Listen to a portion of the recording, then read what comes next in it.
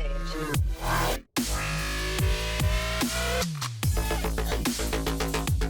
Bueno, estamos resolviendo ahora un ejercicio de las variables aleatorias discretas, ¿no? Y es un ejercicio que suele presentarse en la realidad. Fíjense, el ejemplo nos dice, en un lote de 10 artículos hay 3 artículos defectuosos. Del lote se toma al azar una muestra de 4 artículos sin reposición. Sea X la variable aleatoria que representa el número de artículos defectuosos en la muestra. Inciso A, describir el dominio de X. Inciso B, evaluar la variable aleatoria para cada elemento del espacio muestral. Elaborar la tabla de distribución de probabilidades y su gráfica. Esto es lo que nos pide el ejercicio. Entonces, ¿cómo tenemos que desarrollar este ejercicio?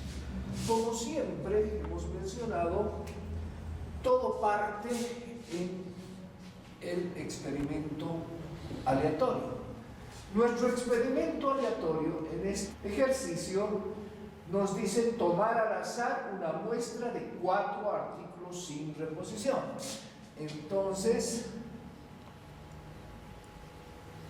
tomar al azar una muestra de 4 artículos sin reposición. Entonces, para poder desarrollar esto, tenemos que entender la descripción que tiene el ejercicio, es decir, hay 10 artículos, fíjense, 1, 2, 3, 4, 5, 6, 7, 8, 9 y 10, de los cuales nos dicen entre estos artículos que pueden ser lámparas, televisores, algo que nosotros quisiéramos vender en una empresa. Entonces nos dicen dentro de estos artículos hay 3 defectuosos. Podemos elegir que este fuera el defectuoso, este fuera el defectuoso y este fuera el defectuoso. Lo que significaría que en total los artículos son 10, pero dentro de estos 10 hay defectuosos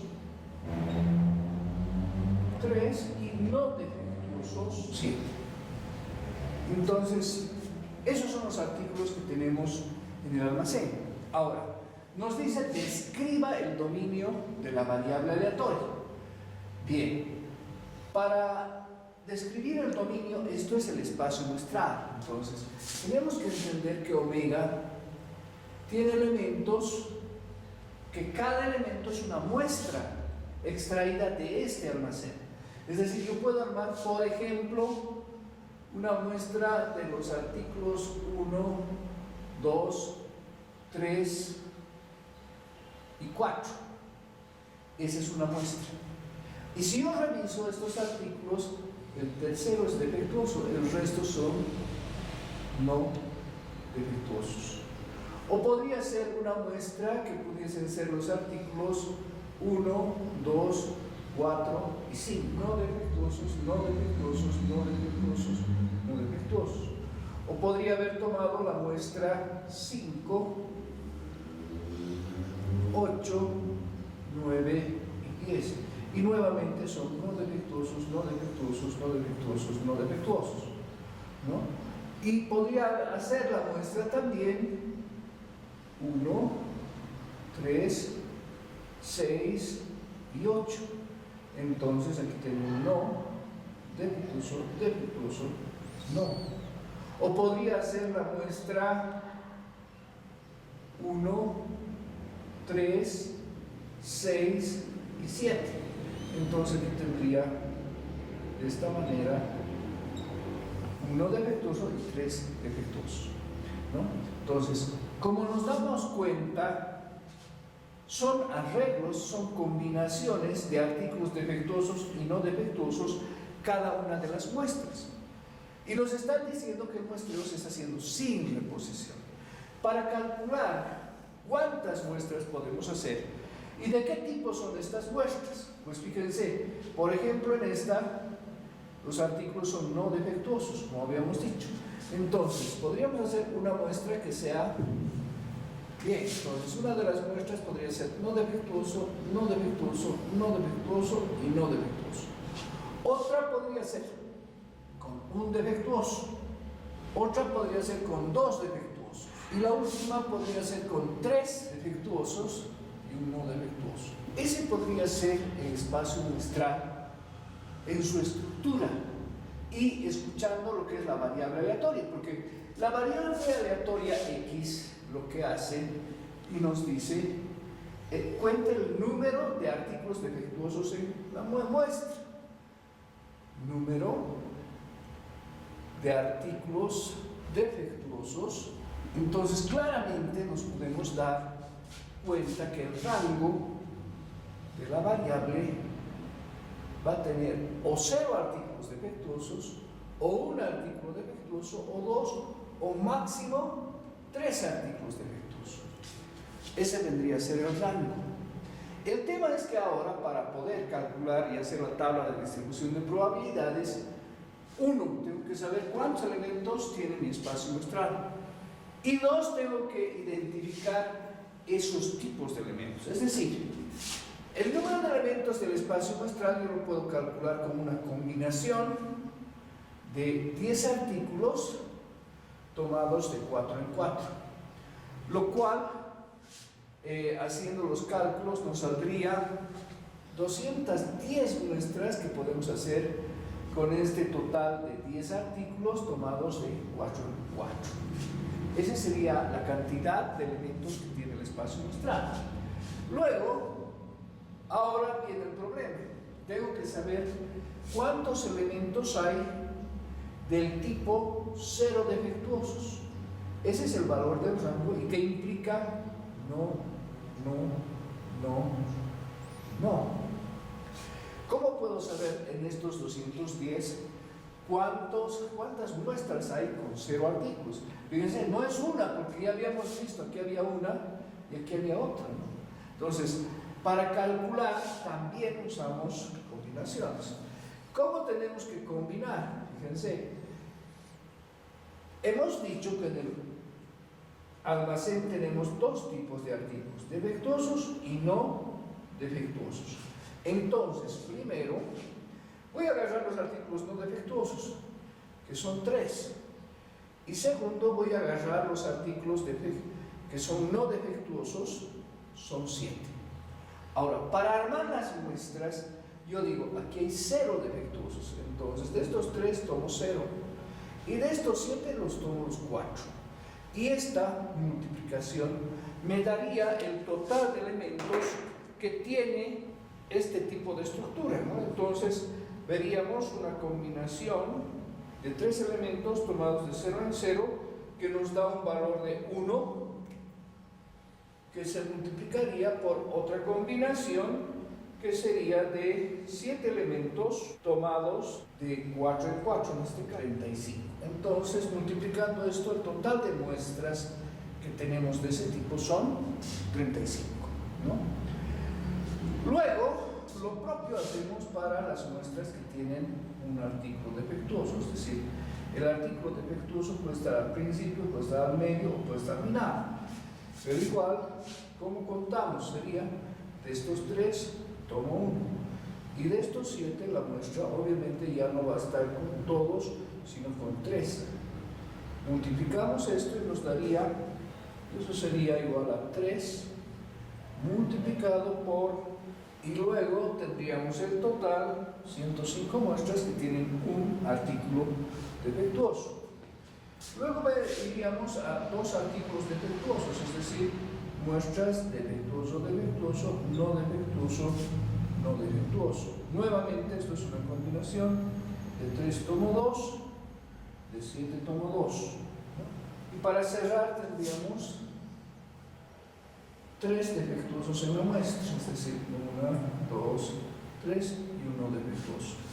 Esto nuevamente es una combinación de los 3, estoy tomando los 3, y de los 7 solamente estoy dejando 1. ¿No? Haciendo las combinaciones, si yo me fijo, 7 más 63 sería 70 más 105, 175 más 35 serían los 210.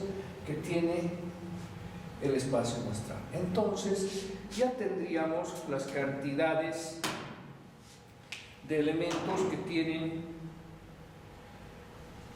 esa estructura. Con esto recién podemos hacer nuestro espacio muestral. Bueno, ya tenemos nuestro espacio muestral, ya tenemos las cantidades de elementos por cada tipo de muestra y podríamos ahora recién hacer nuestra tabla de distribución de probabilidades para los valores del rango, ¿no? Ahí estaría. Entonces las probabilidades ya podemos calcularlas porque ya tenemos la información necesaria. Para 0 artículos serían 35 muestras de un total de 210. Para un artículo hemos dicho que son 105 muestras de un total de 210 sobre 210. Y para 3 artículos serían 7 muestras sobre 210. Esta vendría a ser nuestra tablita de distribución de probabilidades, ¿no?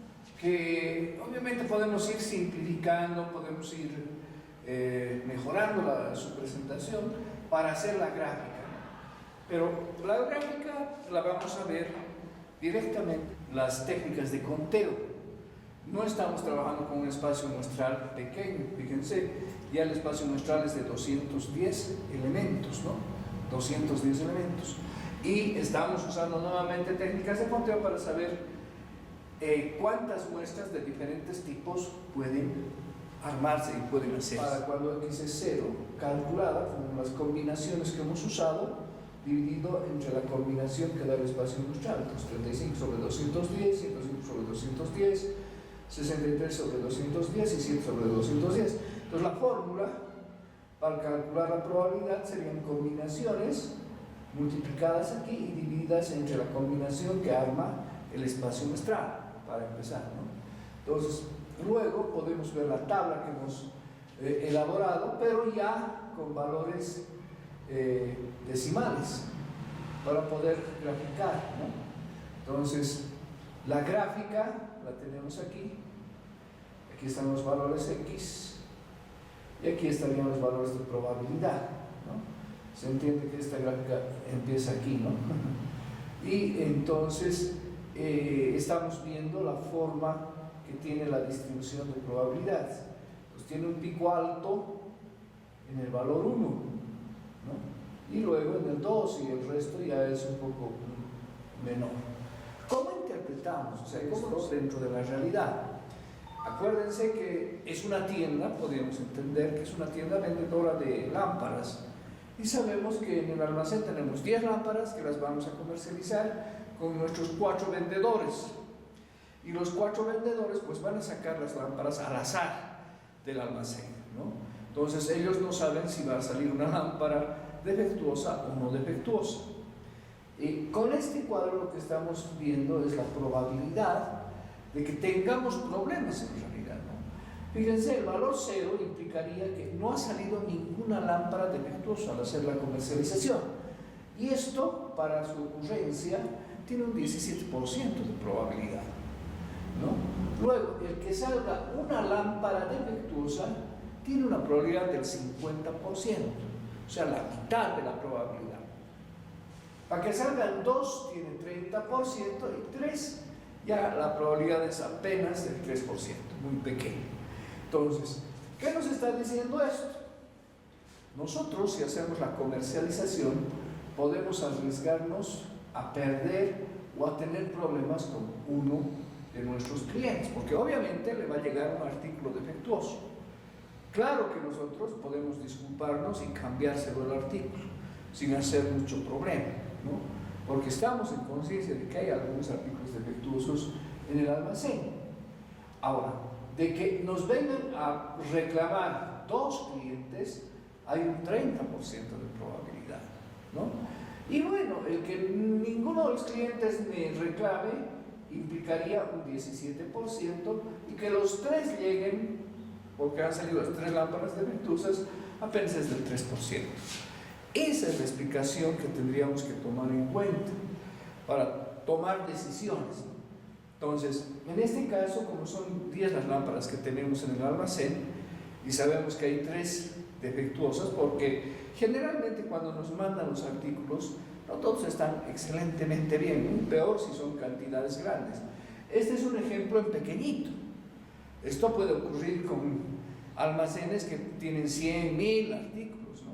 Y sabemos que hay un porcentaje de ellos que pueden venir defectuosos de fábrica y que nos dan la opción a nosotros de devolverlos para cambiárnoslos, ¿no es cierto?, como comercializadores. Lo propio tendríamos que hacer nosotros con nuestros clientes. Si les llega un artículo defectuoso de fábrica, pues que nos los devuelvan para que nosotros los reemplacemos y no hayan problemas, ¿no? Normalmente una empresa seria lo hace de esa manera y sus clientes se encuentran contentos. Pero hay otras empresas en las que la gente que comercializa no tiene esta amplitud, ¿no? Y es muy capaz de perder sus clientes, ¿no? Entonces, estas son cosas que pueden pasar en la realidad, que los ingenieros comerciales tienen que ver, y que también otros administradores, que son los que al final reciben el problema, tienen que saber, ¿no?, para tomar decisiones y poder hacer nomás las operaciones dentro de la empresa. Bueno, como están viendo, este es un ejercicio que se aplica a la realidad. Entonces, si se aplica a la realidad, nosotros podemos ver que ya matemáticos han establecido una fórmula para el cálculo de probabilidades que implica justamente el usar las técnicas de la combinación, ¿no? Entonces, si nos centramos en el cálculo de la probabilidad para un elemento del rango, podemos decir que la fórmula sería una combinación en este ejercicio de 3, que son las lámparas defectuosas tomadas de x en x, por una combinación de 10 lámparas que tienen el almacén menos 3 que son las defectuosas, es decir, calculamos las no defectuosas, y aquí arriba, como son el tamaño de la muestra es 4 menos x, que son el total de defectuosas, y todo esto dividido entre una combinación, en este caso para el ejercicio, de 10 artículos tomados de 4 y 4, que es el tamaño de muestra. Entonces, el valor x vendría a ser 0, 1, 2, 3, porque no pueden haber más lámparas defectuosas que las que hay en el almacén, ¿no? También podemos ver que en este ejercicio la probabilidad de cada uno de los valores del rango es mayor que 0, ¿no? Y también la sumatoria, si vemos la sumatoria de las probabilidades, es igual a 1, ¿no? Con eso cumple esto de que es una tabla de distribución de probabilidades bien hecha. Como les decía, este ejemplo se puede generalizar y se saca en realidad una fórmula para resolver este tipo de problemas, ¿no? Solo para este tipo de problemas. Fíjense, en este ejemplo se puede generalizar de la siguiente manera. Supongamos que se tiene n artículos y n finito en un almacén, de los cuales n son defectuosos. Se extrae una muestra aleatoria de tamaño m, sin reemplazamiento, y la variable aleatoria x es número de artículos defectuosos en la muestra. Nos dicen hallar la función de probabilidad de la variable aleatoria x. Entonces, para hallar esto, usamos la técnica que hemos manejado dentro de la función de probabilidad, ¿no? La variable aleatoria está definida con el número de artículos defectuosos en la muestra. Entonces, el rango va a tener 0, 1, 2, 3, mínimo el total de artículos que hay en el almacén, considerando m, que es el tamaño de la muestra. Y luego la fórmula serían probabilidades de x para cuando la variable aleatoria asigna un valor x igual a una combinación de r en x por n menos r elevado a m menos x dividido por la combinación de n tomados de n en m. Y esta fórmula ya nos serviría en general para poder aplicar a almacenes donde puedan haber cualquier cantidad de artículos, ¿no?, considerados, y tamaños de muestra también, depende de cuántos empleados podamos tener en nuestra tienda, ¿no? Entonces, a esta función de probabilidad de X y a esta distribución que se forma con esta, se conoce como la distribución hipergeométrica, que es una de las distribuciones importantes de probabilidad que se la usa en la realidad, ¿no? Entonces, en vez de estar armando de nuevo todo esto que hemos hecho, pues directamente esta fórmula nos permite calcular probabilidades ya directamente, sabiendo qué significa obviamente la R, la X, la N, y aplicando directamente para armar la tabla de distribución de probabilidades, ¿no? Entonces, esa es la distribución hipergeométrica.